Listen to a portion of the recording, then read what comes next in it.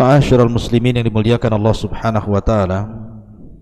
Malam ini tema yang kita akan bahas seputar muqaddimah masuknya tanda-tanda kiamat besar. Apabila ini muncul, maka tanda kiamat besar akan muncul setelahnya dan tidak akan bisa dihentikan sampai kiamat dibangkitkan.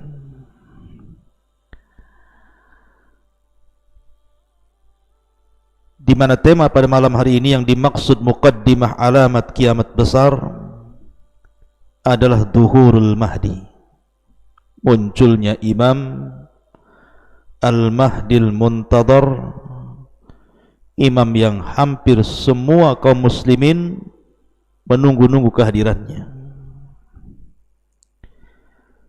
Dia bukan seorang nabi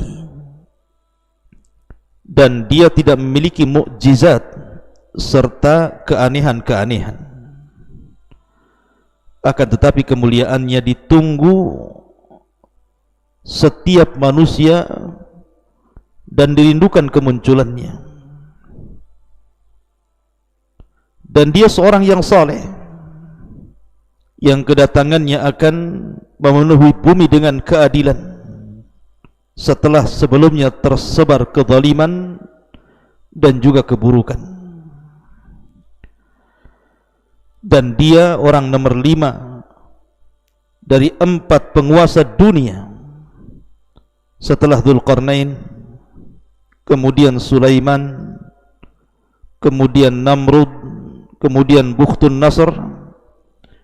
Maka Al-Mahdil Muntadhar Muhammad ibn Abdullah adalah orang kelima yang akan menguasai dunia di akhir zaman. Bagaimana kisahnya? Ma'asyiral muslimin yang dimuliakan Allah Subhanahu wa taala, kalau kita melihat hadis-hadis Nabi sallallahu alaihi wasallam seputar Al-Mahdi, kemunculannya dan sepak terjangnya, banyak sebagian orang jahil mengingkari hadis-hadis itu.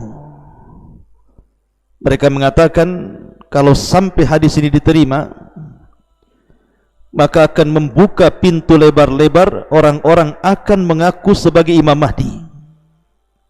Maka kita katakan bahwa hadis-hadis seputar Imam Mahdi itu mutawatir makna. Ya, sebagiannya ada yang dhaif, ada yang hasan, tetapi banyak yang sahih. Saking banyaknya sehingga ulama menyebutnya mutawatir makna. Ma'asyiral muslimin yang dimuliakan Allah Azza wa Jalla, tentu Nabi sallallahu alaihi wasallam paham bahwa kalau seandainya kabar tentang Al-Mahdi itu datang secara mutlak umum, bisa saja semua orang mengaku Imam Mahdi. Tapi Nabi SAW sudah berbicara berabad-abad yang silam tentang ciri-ciri Al-Imam Mahdi yang tidak ada pada siapapun yang mengaku sebagai Imam Mahdi, sehingga kita bisa membedakan mana Mahdi yang benar, mana Mahdi yang dusta. Kita teringat pada tahun 1980 atau 1979 tentang fitnah Juhaiman. Anda pernah mendengar fitnah Juhaiman? Terjadi di Saudi. Ketika itu ada 2 tokoh sentral yang mengepung dan menguasai Masjidil Haram. Hebatnya dia menguasai selama 2 minggu, sampai kerajaan Saudi sangat kewalahan menghadapi 2 tokoh ini. Pertama Juhaiman Al-Atyubi, dan yang kedua Muhammad ibn Abdullah Al-Qahtani. Jadi suatu ketika di musim haji pada tahun 1979 datang rombongan sekitar 200 orang masuk Masjidil Haram ketika manusia sedang sholat subuh. Dan jumlah jamaah haji itu ramai ketika itu, yang sedang salat subuh di Masjidil Haram mungkin sekitar 50.000 orang. Tiba-tiba selesai salat, tiba-tiba orang yang namanya Juhaiman al-Atyubi ini datang ke depan, kemudian mendorong sang imam dan mengambil mic. Tiba-tiba kemudian dia berceramah tentang kedatangan Imam Mahdi. Spontan sebagian manusia kaget karena belum pernah terjadi di haram seperti ini. Tiba-tiba dia mengambil mic kemudian mengatakan bahwa Al-Mahdi yang ditunggu-tunggu telah hadir di sekitar kita. Kemudian menyuruh orang-orang yang ada di Masjidil Haram untuk berbaiat kepada Al-Mahdi yang disebut oleh Juhaiman al-Atyubi ini. Tiba-tiba selang beberapa waktu datanglah Abdullah atau Muhammad ibn Abdillah al-Qahtani yang dimaksud oleh Juhaiman al-Atyubi ini. Kata Juhaiman, lihatlah di hadapan kalian ada Al-Mahdi. Ciri-cirinya persis seperti yang disabdakan Nabi SAW. Kemudian dia mengambil tangannya dan berbaiat, disusul dengan para pengikutnya 12 orang ikut berbaiat. Sebagian manusia terdiam, sebagian manusia heran, sebagian manusia bertakbir.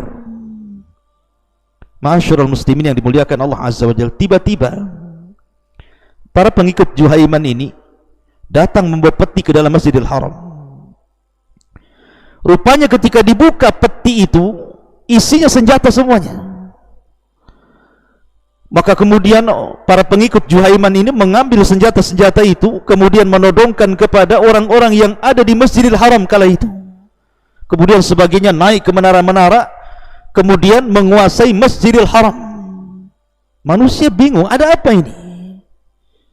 Ma'asyiral muslimin yang dimuliakan Allah Azza wa Jalla, dalam tempo 1 jam Juhaiman dan para pengikutnya bisa menguasai Masjidil Haram. Dan orang-orang yang sudah menempatkan diri di menara-menara untuk menembak siapapun yang menyelisihi Al-Mahdi yang dimaksudkan Juhaiman Muhammad ibn Abdillah al-Qahtani itu. Ketika sampai kabar ini kepada kerajaan Saudi,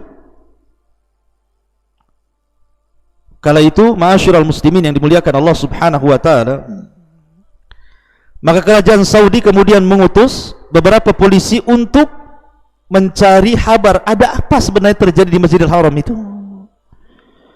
Kemudian baru saja mobil polisi sampai di pintu Masjidil Haram dan mereka keluar, tiba-tiba mereka ditembaki kemudian mati. Akhirnya kemudian pemerintah Saudi mengambil sikap, meminta fatwa daripada Hay'ah Kibaril Ulama menghadapi situasi seperti ini.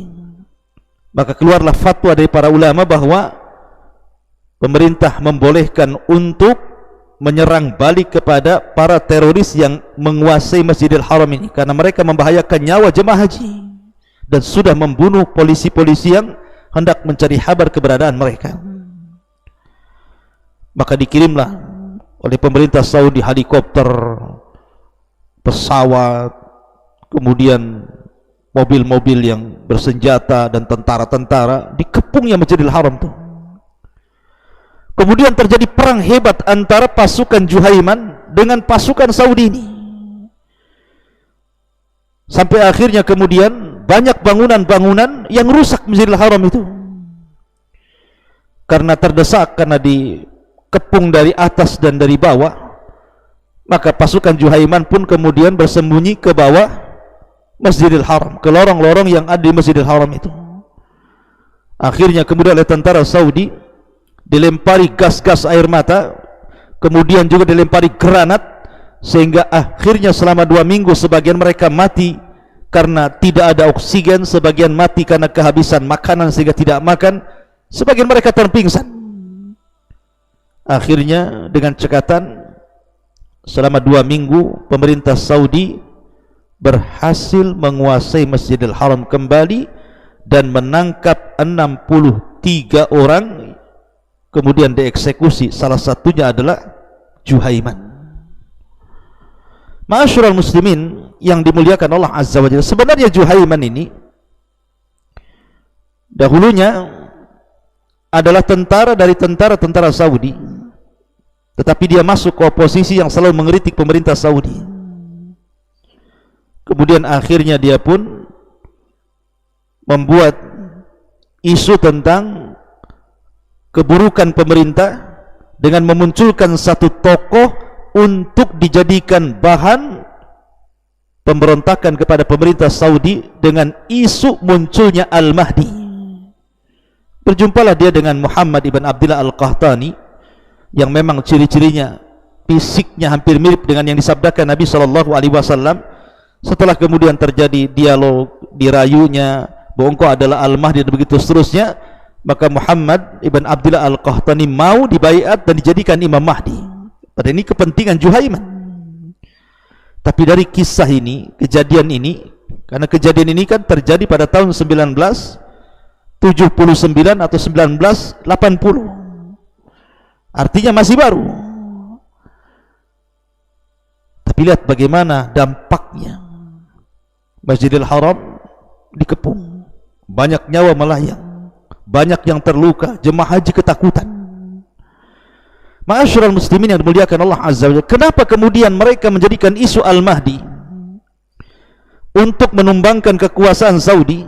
Karena memang kalau kita melihat hadis-hadis Nabi SAW, Al-Mahdi yang kelak akan muncul di akhir zaman adalah sosok yang ditunggu-tunggu kaum muslimin, yang dirindukan kemunculannya. Makanya kemudian orang banyak mengaku Imam Mahdi. Oleh karena itulah maka malam ini sedikit kita akan bercerita siapa Al-Mahdi, di mana munculnya, siapa pengikutnya, bagaimana sepak terjangnya,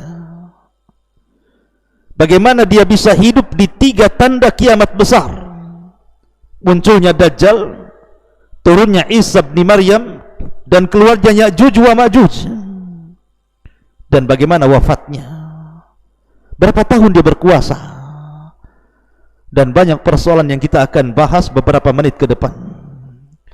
Ma'asyiral muslimin yang dimuliakan Allah Subhanahu wa taala,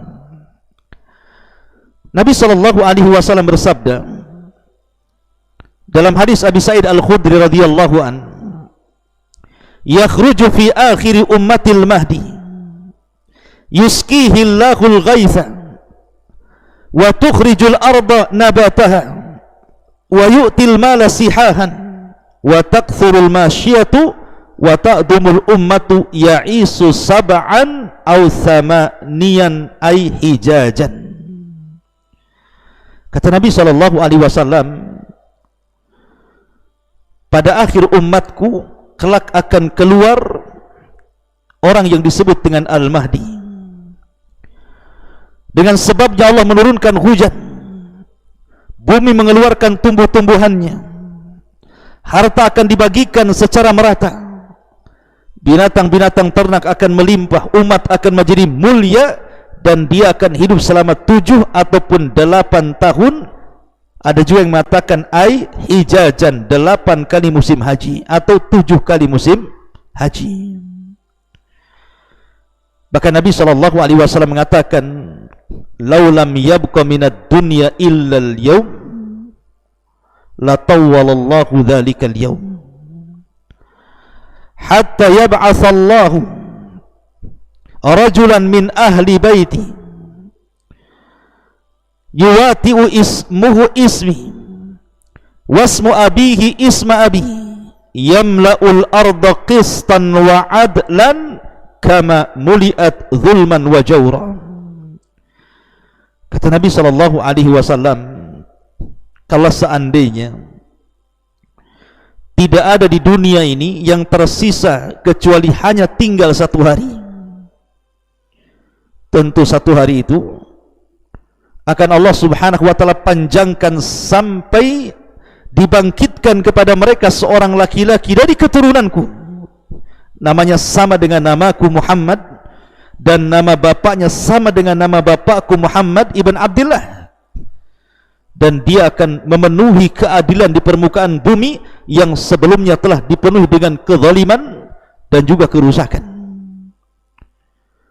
Bahkan Nabi SAW mengatakan, la tadhhabud dunya hatta yamlikal arab rajulun min ahli baiti yuwati wa ismahu ismi. Tidak akan hilang dunia ini sampai seseorang bisa menguasai bangsa Arab dan dia adalah keturunanku yang namanya mirip dengan namaku.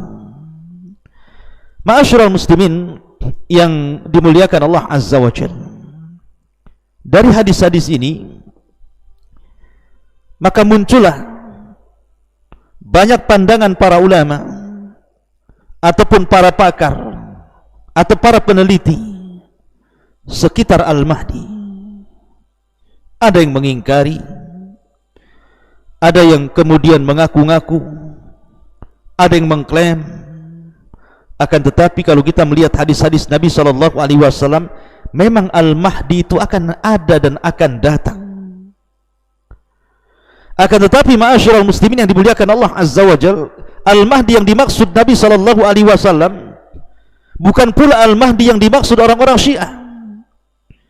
Kita ahli sunnah wal jamaah mengatakan bahwa namanya sama dengan nama Rasul Muhammad dan nama bapaknya sama dengan nama bapak Rasul, maksudnya Abdullah, namanya Muhammad ibn Abdullah.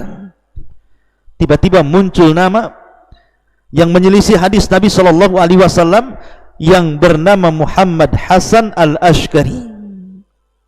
Muhammad Hasan al-Ashkari yang diklaim orang-orang Syiah ketika bayi, karena takut dibunuh kemudian disembunyikan di sebuah gua di Sirdab, Irak. Kemudian dia akan bersama manusia, mengikuti manusia, dan akan terus bersama manusia sampai Allah akan keluarkan nanti di akhir zaman. Muhammad Hasan al-Ashkari, keturunan Husain ibn Ali ibn Abi Talib. Maka kita katakan kisah tentang Muhammad Hasan al-Ash'ari adalah kisah khurafat, bukan sebuah fakta atau yang sesuai dengan hadis Nabi SAW. Karena Imam Mahdi yang kita kehendaki adalah namanya Muhammad ibn Abdullah, dan dia Al-Hasani, keturunan Hasan, Al-Alawi, keturunan Ali bin Abi Talib radhiyallahu anhu.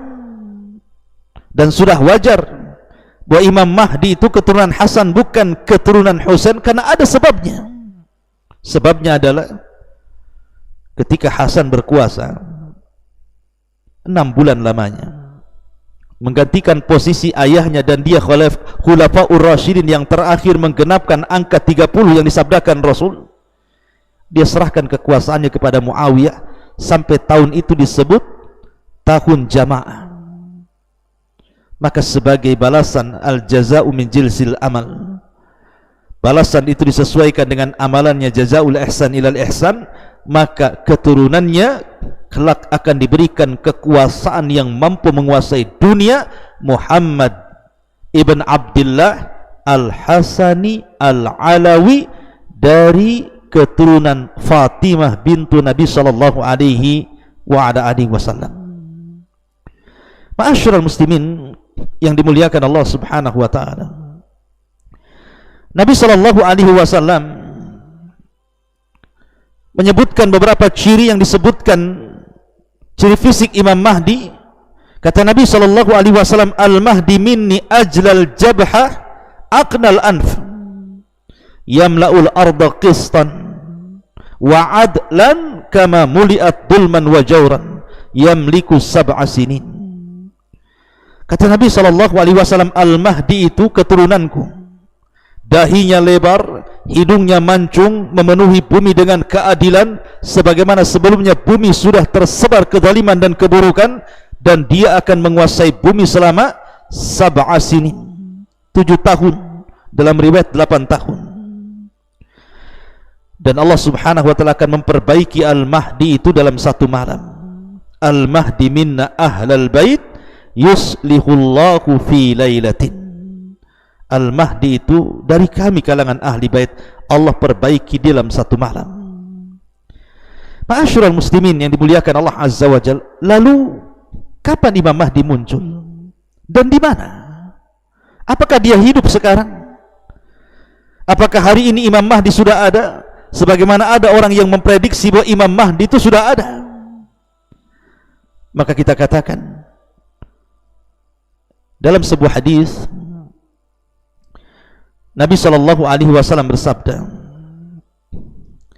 yakunu ikhtilafu inda mauti khalifatin fayakhruju rajulun min ahli al-madinati hariban ila makkah fayatihi nasun min ahli makkah fayukhrijunahu wa huwa karihun fayubayi'unahu baina ar-rukni wal maqam wa yub'atsu ilaihi ba'thun min asy-syami fayuqsafu bihim bil baida baina makkah wal madinah fa idza ra'a an-nasu dhalik atahu abdalus syam wa asaibu ahli al-iraq fayubayi'unahu baina ar-rukni wal maqam thumma yansha'u rajulun min quraisyin akhwaluhu kalbun fayab'atsu ilaihim ba'than fayadharuna alaihim wa dhalika ba'tsu kalbin wal khaybatu liman lam yashhadu ghanimata kalbin fayaqsimul mala wa ya'malu fin nasi bi sunnati nabiyyihim sallallahu alaihi wasallam wa yulqil islamu bi jiranihi ilal ardi fayalbasu sab'a sinin thumma yutawaffa wa yusalla alaihi al muslimun thumma yutawaffa wa yusalli alaihi al muslimun. Perhatikan hadis ini. Nabi SAW mengatakan akan terjadi perselisihan pada saat wafatnya seorang khalifah. Jadi ada khalifah yang sangat kuat kala itu, khalifah ini wafat, kemudian terjadi perselisihan anak-anaknya, abnaul khalifah ini. Lah abnaul khalifah ini tidak sekuat ayahnya, justru mereka saling berperang. Maka saat itulah keluarlah seorang laki-laki dari penduduk kota Madinah berlari menuju Mekah. Orang-orang dari penduduk Mekah tiba-tiba mendatangi orang ini. Kemudian mereka pun mengeluarkan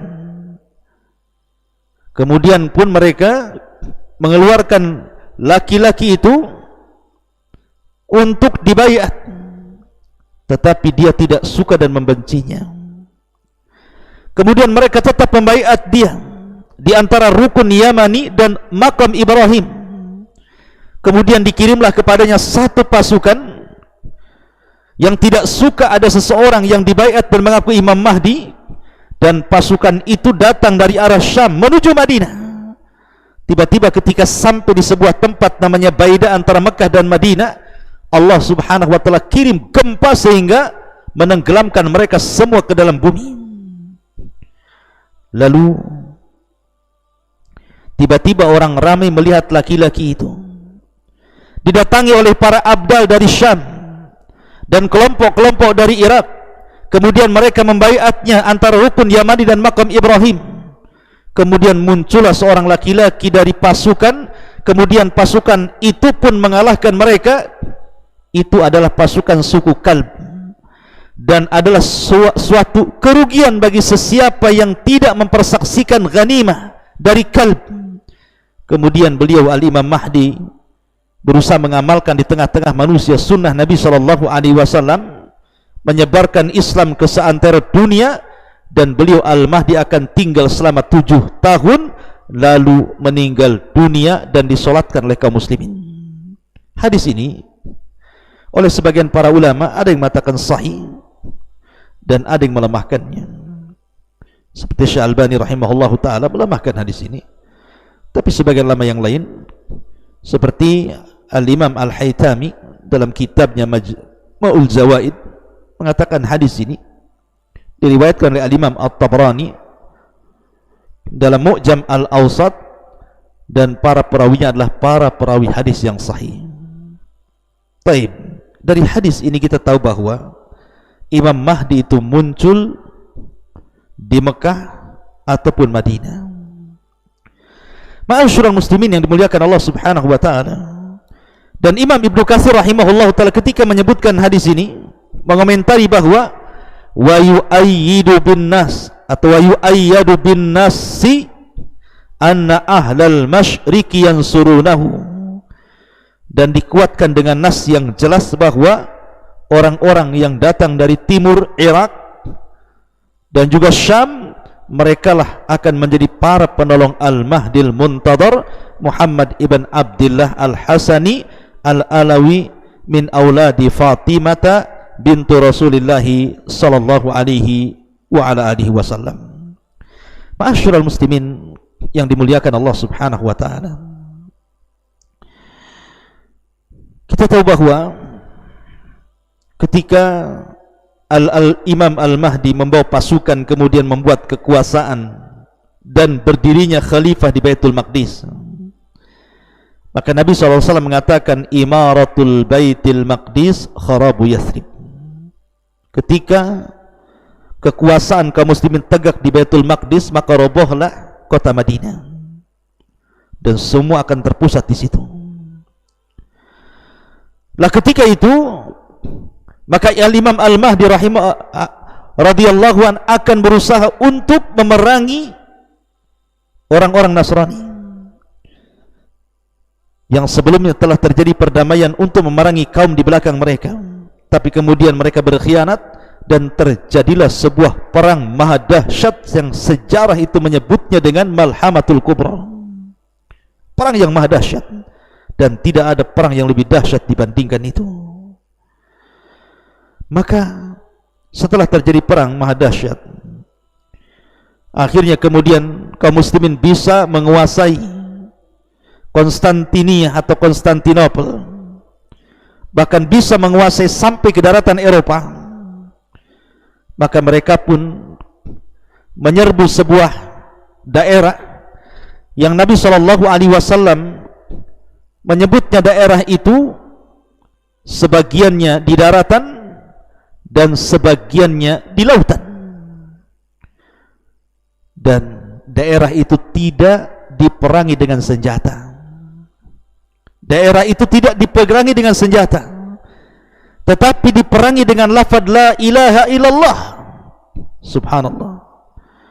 Jadi ketika pasukan Al-Mahdi ini datang ke daerah itu, maka menghancurkan daerah itu tidak perlu dengan senjata, cukup dengan kalimat la ilaha illallah Allahu akbar, fayaskutu janibul akhar. Tiba-tiba negara sebelahnya hancur, roboh, gempa, dan juga daerah di sekitar yang lainnya ketika dibacakan la ilaha illallah Allahu akbar juga hancur. Lah ketika itulah muncul Dajjal. Ma'asyiral muslimin yang dimuliakan Allah Subhanahu wa taala, terjadi silang pendapat tentang masalah apakah Al-Mahdi ini sebelum menyerang Konstantinopel ini menyerang Romawi dulu ataukah menyerang Konstantinopel dulu. Maka dalam hadis Nabi SAW, Nabi SAW ditanya tentang antara dua negara ini. Ya Rasulullah, wahai Nabi SAW, ayyu madinatin tuftah awalan, kota mana yang lebih dahulu akan dibebaskan, apakah Konstantinopel ataukah Rum, bangsa Romawi? Maka Nabi SAW mengatakan Madinah Herakli, yakni Konstantinopel.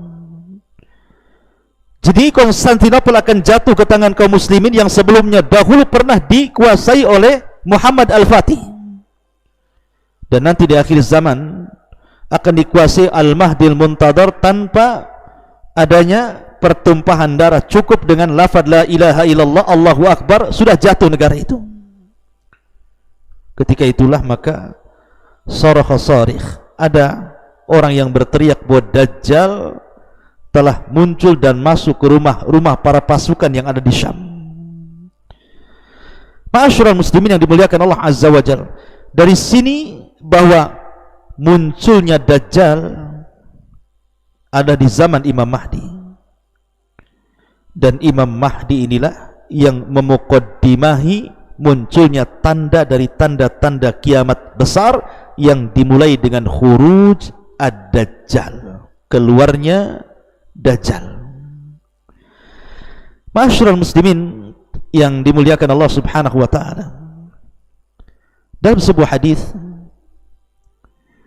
ketika Nabi SAW menjelaskan bagaimana fitnah Dajjal, bahwa Dajjal ini memiliki kekuatan yang luar biasa, bahkan memiliki para pengikut yang luar biasa. Di antara para pengikut Dajjal adalah Yahudi Al-Asfahan. Yahudi Al-Asfahan yang disebutkan oleh para ulama, Yahudi Asfahan atau disebut dengan Yahudi Iran, itu akhtar al-Yahud fil alam, sejahat-jahatnya Yahudi di alam semesta, sebahaya-bahaya Yahudi di dunia itu namanya Yahudi Asfahan.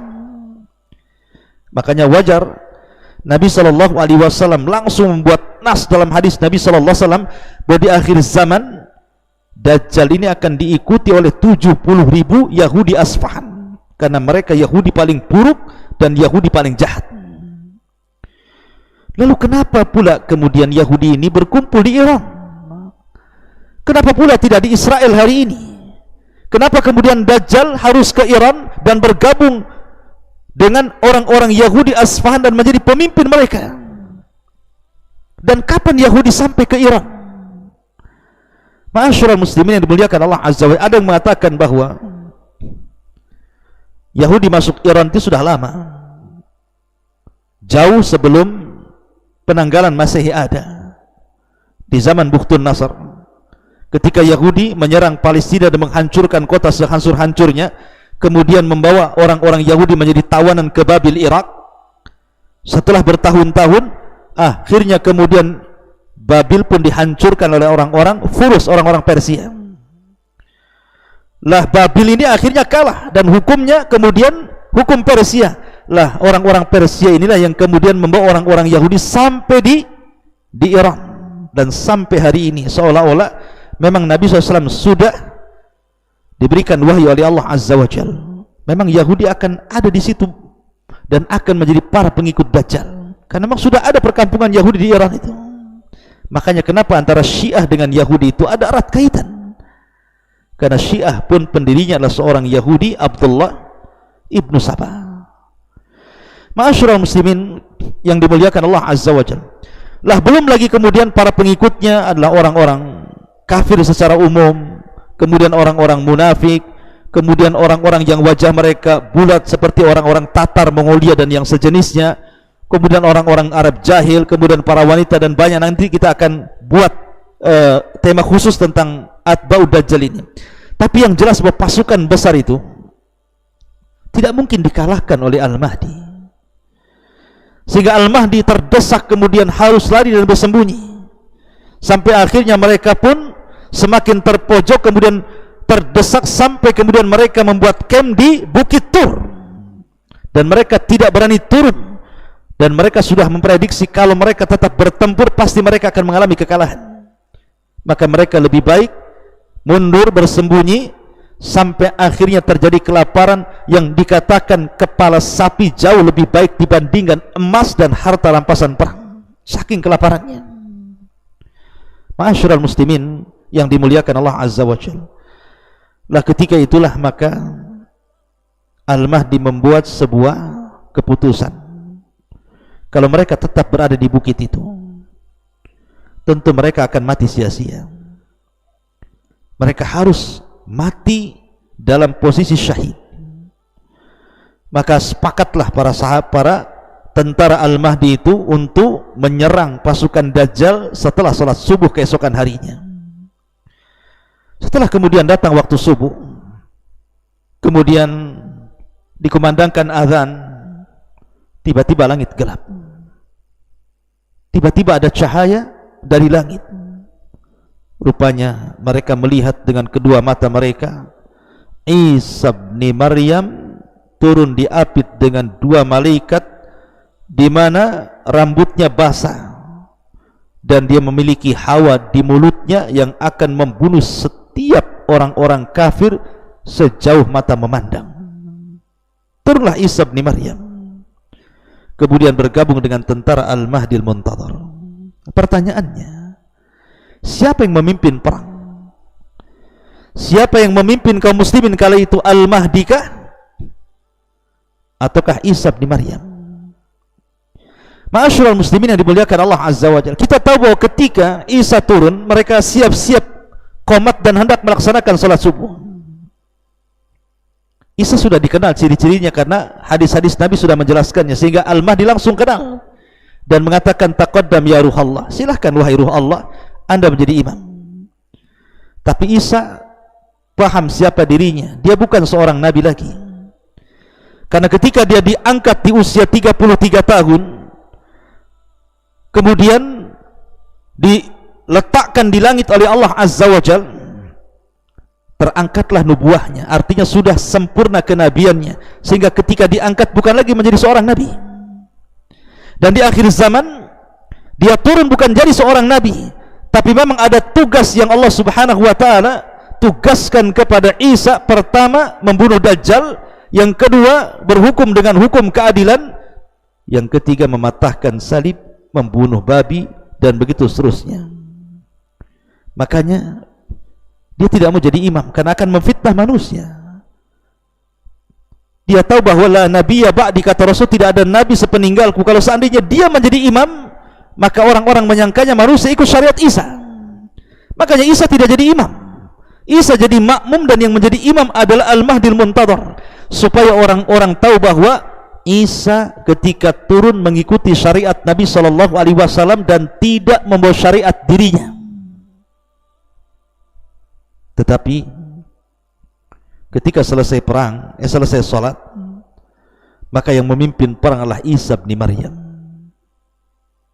Dia meminta pilihan kepada pasukan Al-Mahdi dengan 3 pilihan. Setelah itu mengusap wajah-wajah mereka, dan tidak ada manusia paling bahagia kecuali orang yang diusap wajahnya oleh Isa bin Maryam, karena Isa memberitahu mereka akan kedudukan mereka di sorga. Berangkatlah pasukan ini. Kemudian ketika Isa melihat Dajjal, dan Isa memiliki hawa yang bisa membunuh orang-orang kafir sejauh mata memandang, Dajjal pun lari, dikejarnya sampai ketika tidak ada tempat kecuali sampai di Babil Lut. Maka Isa pun kemudian membunuh Dajjal, memenggal kepalanya. Kemudian orang-orang Yahudi dan para pengikut Dajjal ketakutan, kaum muslimin membantai mereka dengan sangat mudah, sampai-sampai orang-orang itu bersembunyi di apapun. Dia sembunyi di batu, di pohon, pohon bisa bicara, batu bisa bicara, dan mengatakan, wahai muslim, di belakang saya Yahudi, bunuh dia, bantai dia, dan begitu seterusnya. Akhirnya peperangan ini dimenangkan oleh Al-Mahdi dan juga Isa bin Maryam, dan ini kemenangan kaum muslimin. Ma'asyiral muslimin, saya sering mengkisahkan tentang Al-Mahdi. Saya tidak hendak mengkisahkan masalah ini, tapi saya ingin mengatakan bahwa ada alamat yang tidak semua orang mengaku dirinya Imam Mahdi. Karena kalau seandainya tidak ada alamat khusus dan ciri khusus, bisa saja semua orang mengaku Imam Mahdi, seperti kisah di permulaan yang saya ceritakan tentang kisah Juhaiman yang mengangkat Muhammad ibn Abdillah Al-Qahtani sebagai Al-Mahdi, sehingga menjadi keributan di Masjidil Haram dan menguasai Masjidil Haram selama 2 minggu. Atau Muhammad ibn Abdillah Al-Barbari, atau disebut dengan Ibnu Tamur, ngaku Imam Mahdi. Kemudian dia membawa pengikutnya untuk menggali lubang kuburan, kemudian masuk semua di situ. Kemudian berikan nasihat soal kematian. Allah takdirkan, Allah gempakan bumi, rupanya kemudian tanah kuburan itu bergegar, akhirnya mengubur mereka semuanya. Muhammad ibn Abdillah Al-Barbari ngaku Imam Mahdi sampai mati tertimbun, diazab langsung oleh Allah Azza wa Jalla. Kemudian Ubaidillah Al-Qaddah ngaku Imam Mahdi. Ma'ruf kisahnya. Ubaidillah Al-Qaddah ini kakeknya seorang Yahudi, dan dialah yang membawa tentara Qaramitah membantai jamaah haji. Kemudian dia kubur sumur Zam-Zam itu dengan jasad manusia. Kemudian dia congkel Hajar Aswad, dibawanya ke Bahrain selama 22 tahun, dan dia mengaku Imam Mahdi. Kalau seandainya tidak ada ciri-ciri khusus, semua orang bisa mengaku Imam Mahdi. Maka apa ciri-ciri Al-Mahdi itu? yang pertama, dia tidak menyuruh manusia dirinya Mahdi. Dia tidak mengatakan saya Mahdi, bayat kepada saya. Tidak. Bahkan dia tidak suka dan benci kalau dia dikatakan Mahdi dan ingin dibayat. Yang kedua, namanya harus sama dengan nama Rasulullah, Muhammad atau Ahmad, dan nama bapaknya harus sama dengan nama bapak Rasul, Abdullah, Muhammad atau Ahmad ibn Abdullah. Kemudian nasabnya harus sampai kepada Hasan dan Husain, bukan Husain. Artinya harus keturunan Hasan ibn Ali ibn Abi Talib, putra daripada Fatimah bintu Rasulullah sallallahu alaihi wasallam. Kemudian fisiknya harus mencocoki sifat yang disifatkan Rasul, seperti dahinya lebar, kemudian hidungnya mancung, dan banyak lagi sifat-sifat yang disebutkan dalam hadis-hadis Nabi SAW tentang ciri fisik Imam Mahdi. Kemudian keluarnya saat terjadi khilaf antara anak-anak khalifah. Kemudian dia harus muncul di Mekah, dibaiat di antara rukun dan makam Ibrahim, dan dia harus orang saleh, orang yang bertakwa, memiliki ilmu tentang Al-Quran dan Sunnah Nabi SAW. Dan sebelum kemunculannya, artinya sebelum banyak orang yang membaiatnya, terjadi gempa di Baidah yang menenggelamkan pasukan Syam yang hendak membunuh Al-Mahdi yang baru saja dibaiat di Mekah. Dan sebelumnya terjadi kezaliman dan kerusakan, maka dia datang membawa keadilan dan kebenaran. Ma'asyiral muslimin yang dimuliakan Allah Subhanahu wa taala. Maka dari sini ada tanda-tanda, bahkan tanda-tanda sebelum munculnya Imam Mahdi sudah ada, seperti banyaknya fitnah, banyaknya maksiat, banyaknya gempa, kemudian Irak Syam dikepung oleh orang-orang kafir dari luar, kemudian terjadi gempa di arah timur barat dan jazirah Arab. Itu harus terjadi, ya. Ma'asyiral muslimin yang dimuliakan Allah Azza wa Jalla. Masalahnya ada sebuah pertanyaan. Kita tahu bahwa Imam Mahdi ini dijelaskan dalam hadis, kedatangannya bumi ini akan subur, yuskil arda, di mana bumi akan subur, ternak akan banyak, buah-buahan akan melimpah, kemudian kehidupan akan diberkahi. Sementara Dajjal terbalik. Dajjal itu datang membawa kerusakan. Bahkan sebelum kemunculannya 3 tahun terjadi paceklik hebat, sampai kemudian sepertiga terakhirnya tidak hujan dan satu bumi mengalami kekeringan. Supaya Dajjal bisa merayu manusia, siapa yang mengikuti dia, dia akan hijaukan buminya. Sementara Imam Mahdi dan Dajjal ini satu zaman, seolah-olah tidak bisa ditemukan yang satu mengatakan kalau ini muncul akan hijau, kalau ini muncul akan kering. Lalu bagaimana cara menjamaknya? Maka ulama mengatakan bahwa 3 tahun kekeringan sebelum kemunculan Dajjal ini itu datang duluan. 3 tahun pertama sepertiga langit ditahan, sepertiga bumi pun ditahan. Tahun kedua 2/3 langit ditahan, 2/3 bumi ditahan. Kemudian tahun ketiga semua langit ditahan, bumi ditahan, sehingga terjadi kekeringan hebat. Ya, itu tahun sebelum Imam Mahdi muncul. Tapi setelah Imam Mahdi muncul, maka bumi akan menjadi hijau, akan berkah, sampai akhirnya munculnya Dajjal, kemudian membawa kerusakan di permukaan bumi, keanehan macam-macam. Akhirnya banyak orang yang terfitnah agamanya, dan tidak ada yang selamat kecuali yang Allah rahmati keimanannya. Ma'asyiral muslimin yang dimuliakan Allah Azza wa Jalla, inilah di antara sekilas tentang kisah Al-Mahdil Muntadhar. Subhanakallahumma bihamdika asyhadu an la ilaha illa anta astaghfiruka wa atubu ilaik. Allahu ta'ala alam. Assalamualaikum warahmatullahi wabarakatuh.